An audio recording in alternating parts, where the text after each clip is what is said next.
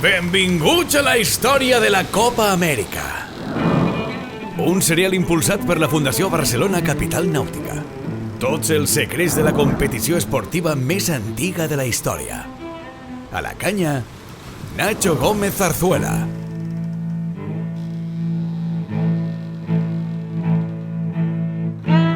Benvinguts al tercer capítol d'aquest serial sobre la Copa Amèrica que tractarà sobre el Deed of Gift, un document redactat a mitjans del segle XIX que segueix regint les regles de la Copa Amèrica avui i que ha tingut i continua tenint un protagonisme superlatiu en la història de la competició. Sobre la documentació que hem utilitzat per fer aquest capítol, a més de seguir acudint a les fonts de l'episodi anterior, també hem incorporat una altra conferència de Steve Chuchilla, el president de l'America's Cup Hall of Fame, titulada A New Perspective on the First Defense of the America's Cup, l'enllaç del qual us deixem als comentaris d'aquest podcast. També hem consultat una infinitat d'articles a mitjans nord-americans sobre el Deed of Gift. Hi ha un contenidor a internet anomenat newspapers.com que és una autèntica meravella i et permet trobar articles des de mitjans del segle XIX. Recordeu que al segon episodi ens hem quedat en el moment en què el sindicat d'armadors de la goleta Amèrica, encapçalats per John Cox Stevens i George L. Schuyler,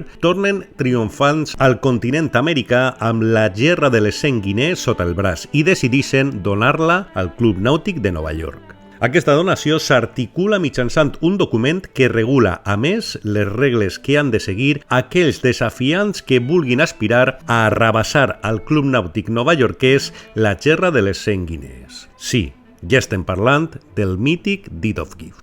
Tot i que els armadors de la goleta Amèrica van tornar al seu país a finals de setembre de 1851, el Deed of Gift no es va signar i va entrar en vigor fins a juliol i octubre de 1857. Vegem el perquè. L'1 d'octubre de 1851, el New York Yacht Club organitza una festa a l'emblemàtic Astor House novaiorquès i Cox Stevens anuncia la donació de la gerra, però amb una sèrie de condicions que plasmaran en un document. El sindicat d'armadors es posa a treballar al Deed of Gift i l'esborrany està llest el 15 de maig de 1852, però mai no es va arribar a presentar al New York Yacht Club, intuïm que per reticències de John Cox Stevens. I d'on ve aquesta intuïció?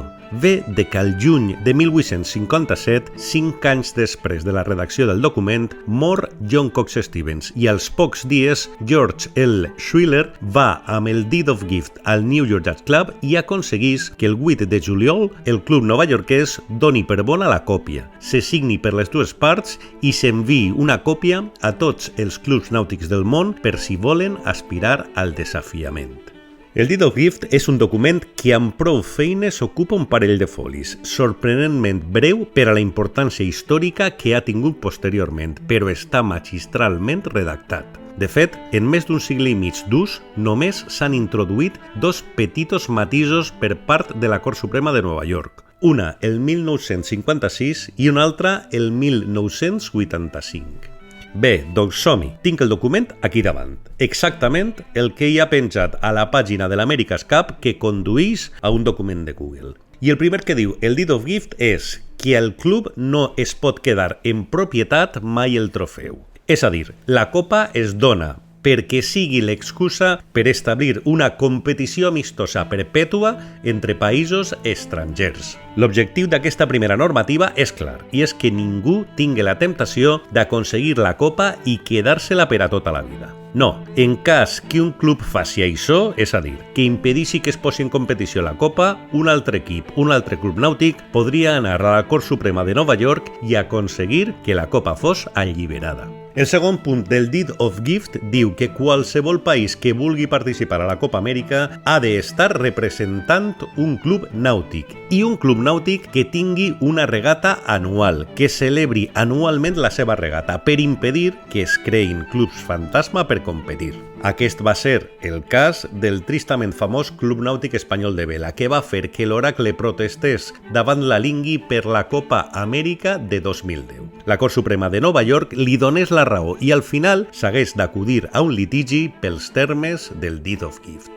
Fixeu-vos fins a quin punt el Deed of Gift, redactat en 1852, encara que després fos corroborat en 1857, és influent en la competició avui dia, que tota la protesta d'Oracle es va basar en una paraula, la paraula having, perquè el Deed of Gift diu textualment: Any organized yacht club of a foreign country, bla bla bla, having for its annual regatta or ocean racing course, és a dir, having, tenint, havent tingut la seva regata anual a mar obert, només aquesta paraula es va interpretar que com el Club Nàutic Espanyol de Vela no hi havia tingut cap regata anual, perquè, entre altres coses, es va crear a propòsit per a la competició, ja no era un candidat vàlid. I així va ser com en l'any 2007, 2008, 2009 i 2010 la competició més poderosa del món va acabar sent decidida per un text redactat el 1852.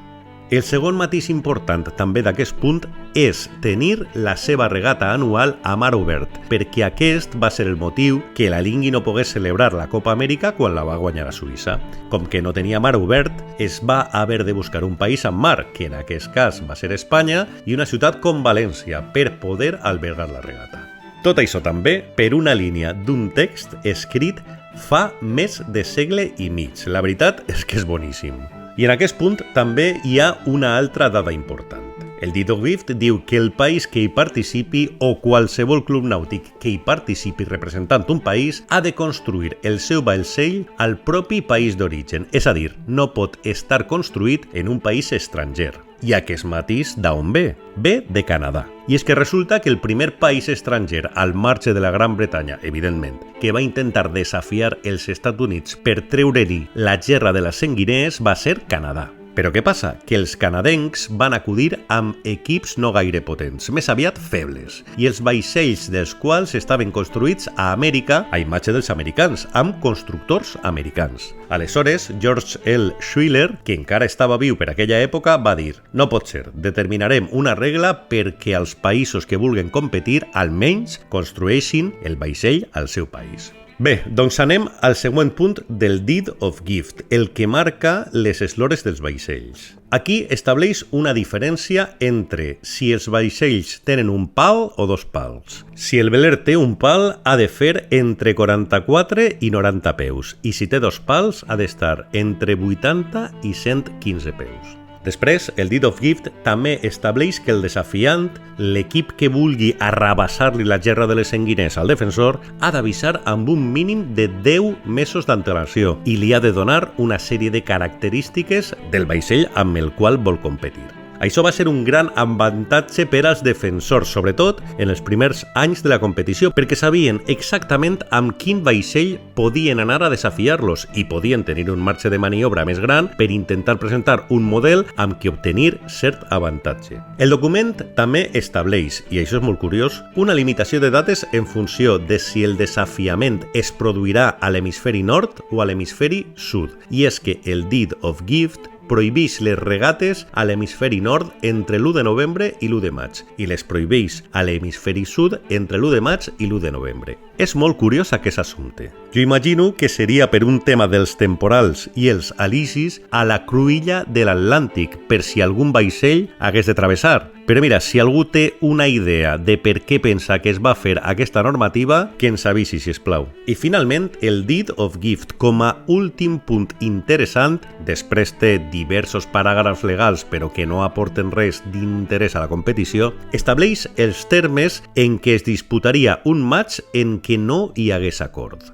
Gairebé sempre hi ha hagut acord, excepte en 3 edicions, que van ser les de 1870, 1988 i 2010. Però en cas que no n'hi hagués, diu com haurà de ser l'enfrontament per la Copa. I diu que ha de ser al millor de 3 regates. Una primera, 20 milles a sobrevent i tornar. Una segona, un triangle equilàter de 39 milles. I una tercera, en cas que sigui necessària si un equip no ha guanyat les 2 primeres regates, que és una altra vegada un recorregut de 20 milles cap a sobrevent i tornar. Així que fins aquí esta introducció sobre el manual d'instruccions, certament curiós i llegendari que seguís regint la Copa Amèrica avui en dia, 170 anys després que es disputés la primera edició. En el pròxim episodi anirem amb la primera defensa de la Copa Amèrica el 1870. Es va trigar 13 anys des que es va llançar el Deed of Gift fins que un cavaller britànic, Lord Ashbury, llencés el guant i lluités per la competició. Però ja us dic que això serà el següent capítol d'aquesta història de la Copa Amèrica.